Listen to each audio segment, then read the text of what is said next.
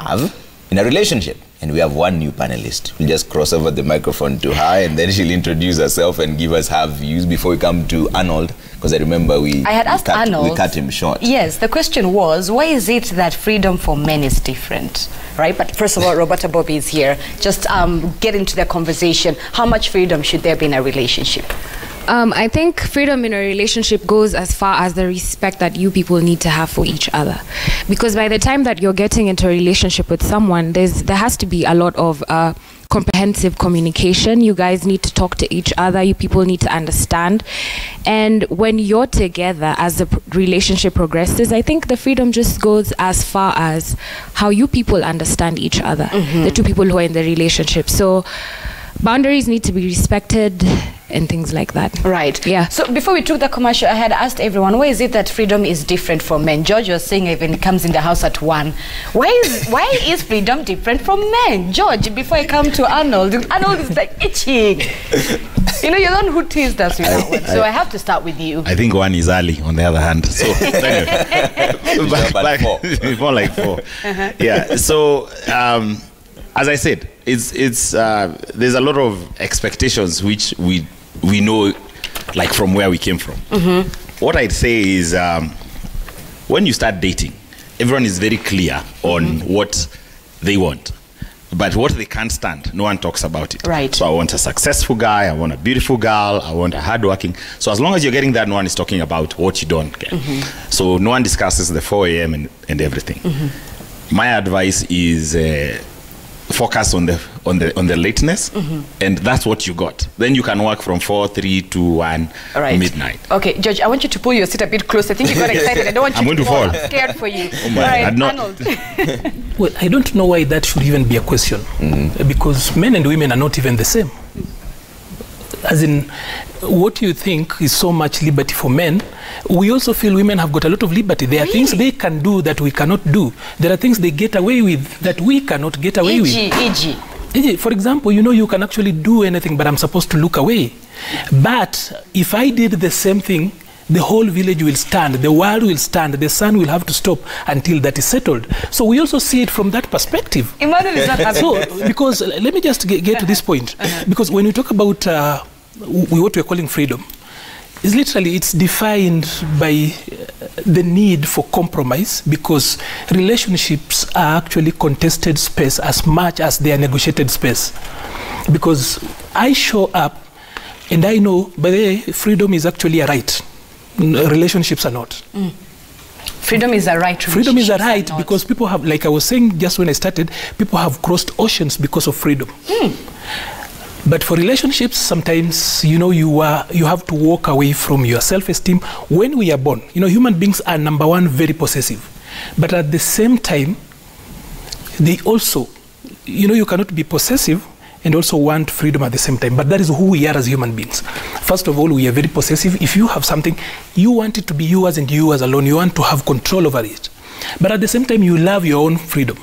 So how then do I bring your interest plus my interest together? That's why we're talking about a relationship being a negotiated space. And what you think that men get away with, sometimes it's actually a way of survival. I heard you saying that it was Trevor who said that if we met in a club, therefore I should understand when you come back late. Do you know the KPIs that took me to the club? Probably I was there. I was there primarily for KPIs. As in the key performance indicators. Why I was there, the success. Why was I there? Was a primarily probably to get you and come back home. It wasn't that we were to keep on going. As in, so you cannot judge me by where you met me. But you went and picked her at a club. Doesn't mean that I will take her back there. As in, when you go to the shop, Zinzi, you go to the shop and buy. Let me say you buy bread. You wake up in the morning, you find bread has gone back to the shop. It doesn't work that way. You need it back at home. It should be in the fridge when you wake up. Okay. Yeah. Honestly, I think both of you need to get to know each other. Just get to know the person you're getting married to, because there's no way they're going to change. If this person has been coming home at 1 or even after 4, the rate at which they will change, or rather the possibility of them changing, is going to be very difficult. So just get to know the person that you are actually. But George said there's usually an illusion phase. It's like a honeymoon phase where not everything is discussed at the same time. When the first days you move into my house, I'll be nice. I'll be back by exactly 10. When the news is done, I'm at the door.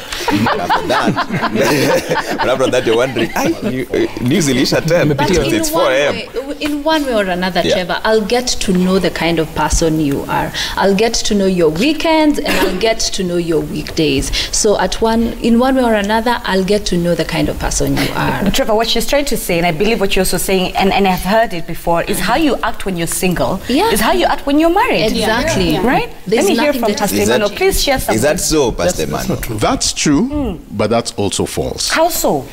Because when we are dating, when we are single, I am in my marketing stage. I am telling you all the amazing things. Your hair. Oh, girl, I noticed your eyebrows. Oh, is that a new whatever you got today? And you know, you're all eating that up. When you come to my house is always fixed up. Because you're coming, hopefully you're just coming and leaving. Pastor has to clarify that. Hopefully you're just coming to visit and leaving. When I come to your home, you've probably prepared something very nice for me. But the day we get married is when I begin to find out that you hate the kitchen. You loathe going into that space. And me, I knew, hey, that day she cooked for me that lasagna. You got it from Mambo Italia. You get? Yes. So I honestly feel it's important to spend as much time to begin to pick out red flags.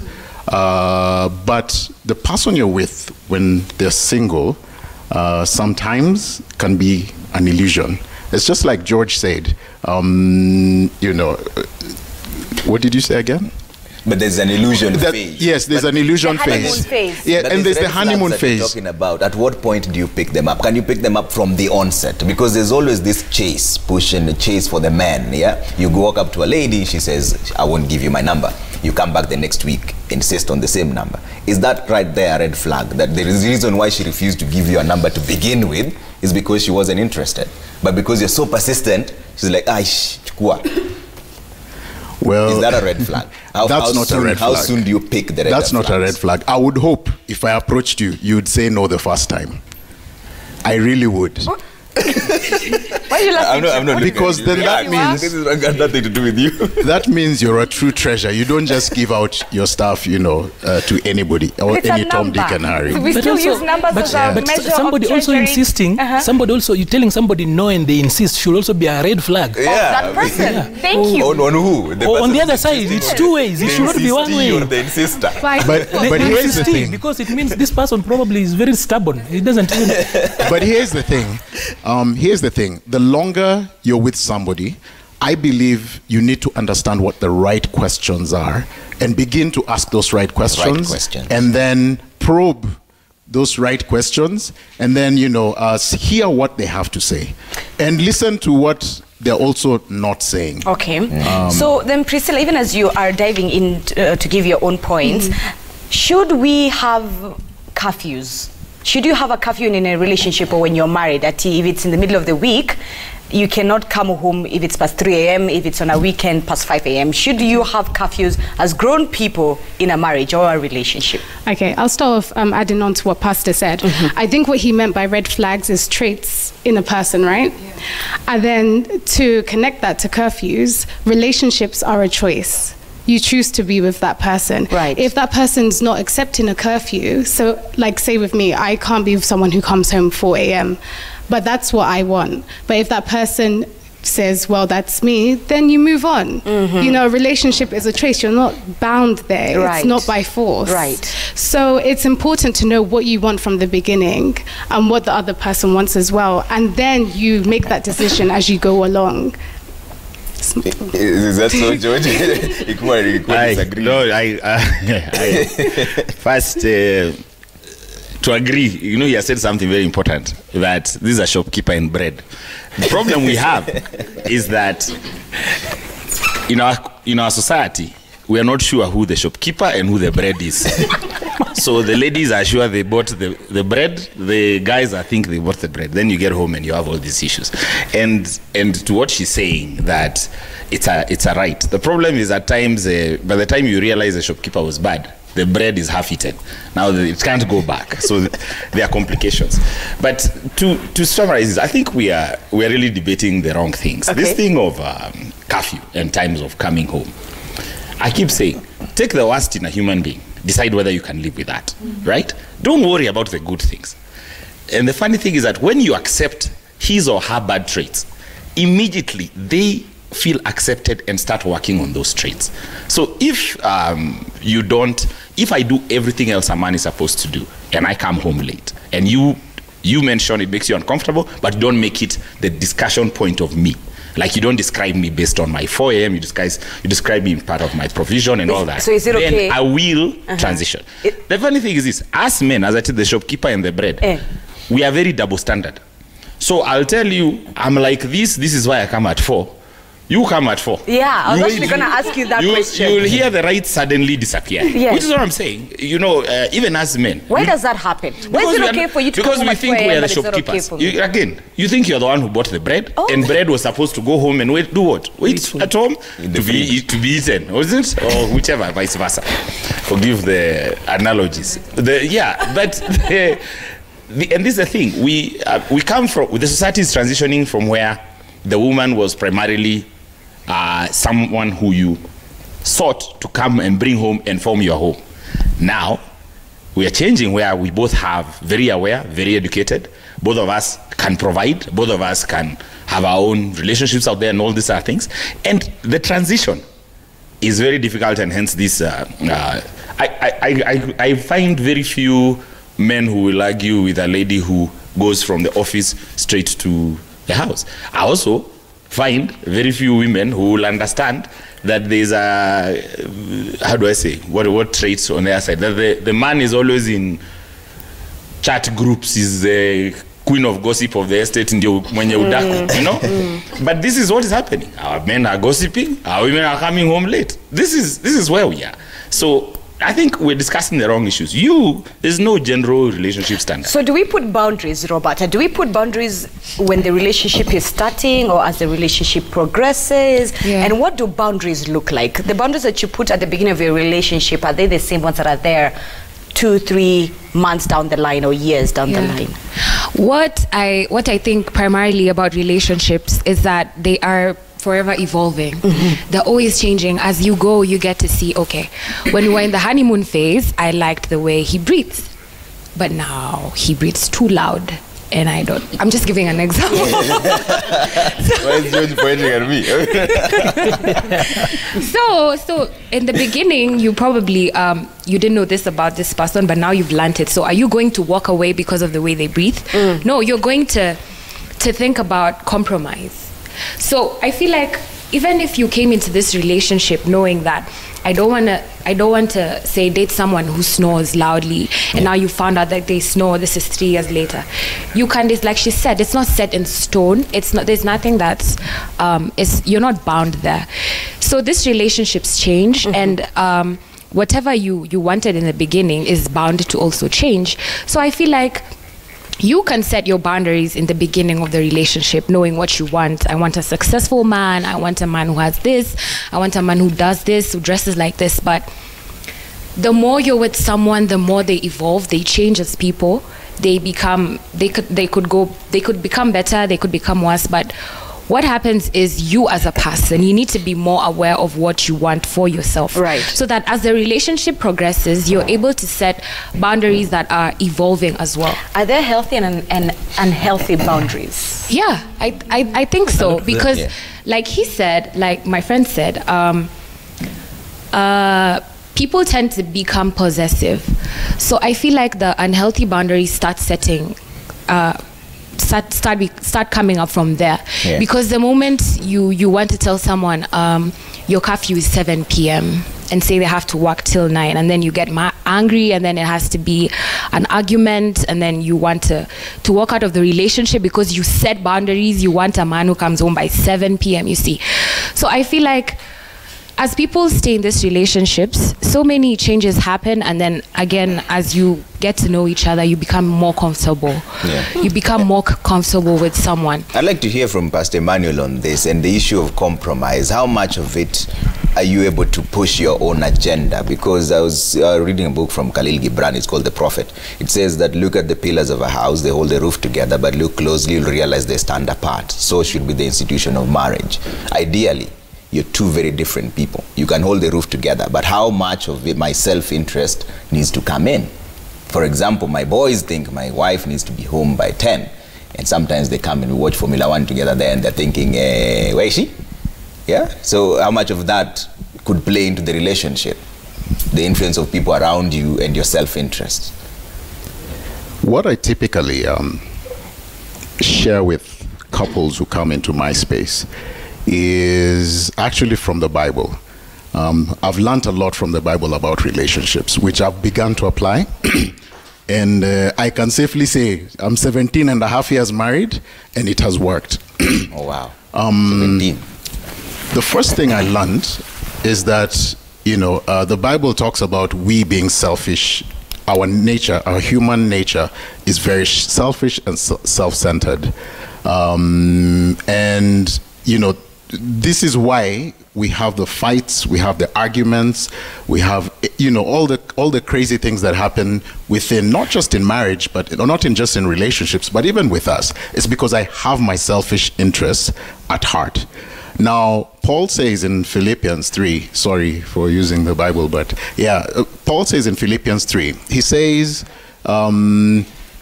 do nothing out of selfish ambition. And in your relationships, esteem the other one above yourself. Wow. Now, this takes a lot of sacrifice. It takes you, for example, me, constantly thinking about my wife and looking to her needs and trying to satisfy her needs, and her understanding what my needs are and her trying to fulfill those needs. And I've found that when we do that, it becomes easy. I'm not worried about my needs, you know. And where she has, you know, a struggle, I tell her. And, you know, we have honest conversations. And the conversations are like, hey, babe, you know, I needed this. This is what I'd love. This is what I'd love. And she says, you know what, I'm struggling. So how can I support you to help me? And I think everything is about understanding that and, you know, desiring the best for who you're with. Because if your partner is prospering, then you're also prospering. And it's important to take care of them. And how much? Arnold Trevor had asked Arnold, you know, I look at scripture, and by that I need to actually declare that I'm a practicing Christian. Yeah. So, but I actually need to actually say that the mechanics of relationships might not really work with a lot of spiritualizing it. I don't know whether that word works. Yeah. Because even as Paul says that, this is a guy who never had a girlfriend. Or if he had, it's not recorded anywhere. This guy was a manchela. Okay, a bachelor. Yeah. An old man who is a bachelor should just be a manchela. I'm not quoting Emanuela. So, when you talk about prospering, you know, I laughed at that because prosperity is different things. Probably me going out there and slaying with other guys, you know, you get that other word of slaying, that's prosperity to me. So when you stop me from going outside, you are stopping, you are an enemy of progress. I'm trying to prosper like everybody else and be at that level. But as Pastor says, probably we need to actually put this out. We will have this debate, and it's as old as mankind. But people should marry their friends. The problem has always been that we want to fall in love with a certain woman or a certain man. They are not our friends. We have got this construct of a kind of a partner we need in our mind. The telenovela. Yes. So he or she is out there, but they are not within our circles. If you married your friend, it's much easier. If you fell in love, if you dated within your friends, that relationships should ordinarily come from friendship. If it grows that way, it works much better.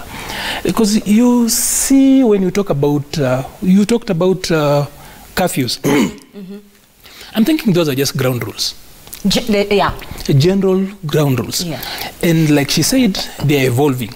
Because literally, I think and Pastor says that we need to be generous, and I saw you almost saying amen to that. That is where the problem comes in, when he says that don't do anything out of your selfish desire. When it comes to relationship, it is so selfish. It is about me, myself, and I limited. That is why I'm choosing you. And for everybody, like I said, human beings are very possessive. We are very selfish, like he said. That's how we are wired. But in a relationship, we have to actually walk out and realize we actually are working with other people. So then the dynamics then kick in. So it's not going to be so easy. I know they say before you find the one, be the one, right? So we are not the one, yet we are looking for the one. As in, who in the world is out there going to, by evolution, find something that fits into your rugged life, your zigzag life, and then it fits in? I want to just finish by saying this, that a relationship, within a relationship, is so much political. Actually, relationships are the core of politics. So, like we say in politics, for us who are in politics, is that there is no good politician and there is no good voter. All of them are crooked. So it's for you to identify your crook and know how to work with them. Same thing with a relationship. You're not going to find somebody who has been panel beaten somewhere and he is coming in. Those are fairy tales. That is the ideal. What we dream about, they do not exist. Because these angels you see around, walk around, these men who are yummy and everything you look like, the Trevors of this world. Yeah. Once you open the closet, you will actually realize a lot of screws that don't work, some drawers that have actually collapsed. Same thing on the other side. That is how the world is, and we need to actually start accepting that there is the reality, that everybody finds something and you work on it to look like what you want. Okay. So the TORs, the terms of reference, are the end goal. What are we looking at? What is the end goal? The problem has been that we are obsessed with the journey. Yeah. And everyone has got an objective, and we do not think that the journey is as important. So I meet you today, and I think Marion is that dream girl, and she has to start behaving. Even when she meets my mother, she has to call her mom, and probably that's not how she socializes and such. So we are obsessed with actually the immediacy. We are that .com, a click away, that it's now, and you have to start falling in, not realizing that you will have to move until you fit in. It is work in progress as opposed to instant coffee. It doesn't work.